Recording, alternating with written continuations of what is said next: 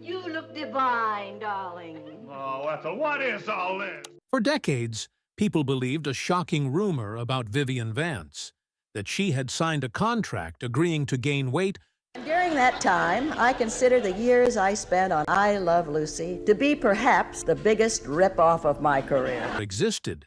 It was simply a joke Lucy once made at a party, yet the world believed it for years. Behind the laughter of I Love Lucy was a much darker reality. Vivian carried scars that no one saw. She endured an abusive marriage, came to work with black eyes, and hated her on-screen husband so much that when he died, she raised a glass of champagne in celebration. Hollywood buried those truths for decades, but now the story Vivian wanted, told, is finally coming out. Vivian Roberta Jones was born on July 26, 1909, in Cherryvale, Kansas. Her childhood was strict, ruled by Methodist values and a mother who believed acting was sinful.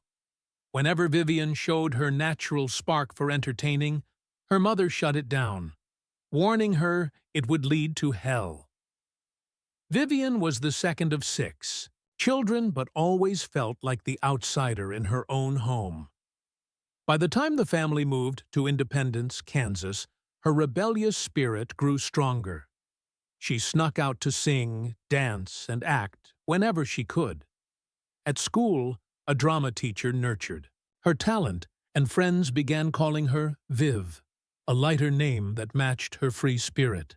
Eventually, she dropped Jones altogether and reinvented herself as Vivian Vance, cutting ties with the life she was desperate to escape.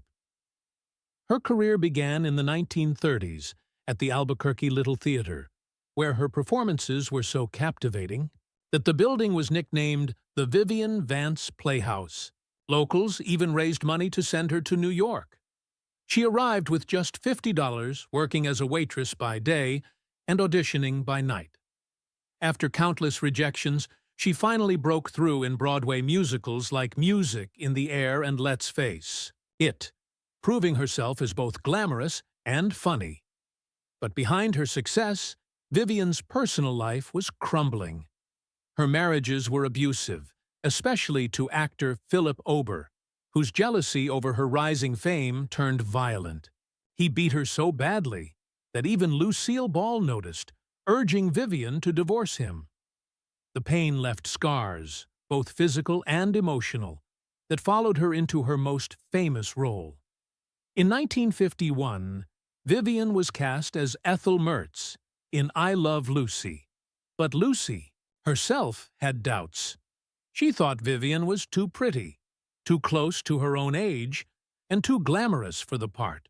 To fix that, the producers dressed Vivian in unflattering clothes and makeup to dull her natural beauty.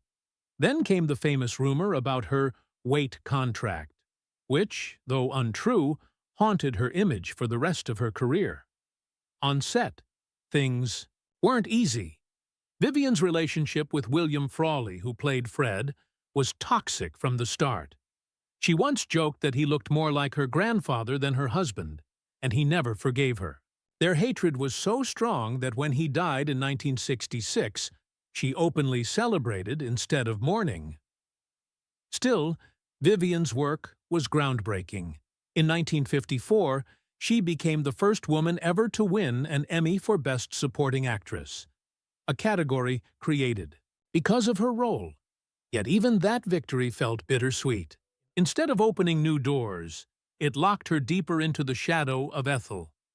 Though she had once been a Broadway star with a powerful singing voice, television typecast her as the frumpy sidekick. She demanded better pay and respect, fighting quietly for equality in an industry that rarely valued women's voices. But behind the camera, she battled nervous breakdowns, lifelong anxiety, and the heartbreak of being unable to have children. By the 1970s, her career had shifted from sitcoms to commercials.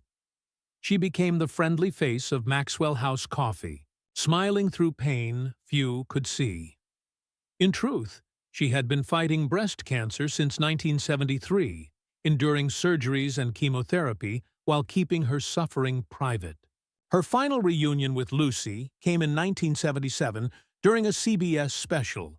But even then, Vivian was hiding the effects of a stroke and her failing health. Just 2 years later, on August 17, 1979, she passed away. In her final letters, she revealed how Hollywood had treated her, denied her dreams of directing, kept her boxed in, and forced her to dim her own light so others could shine.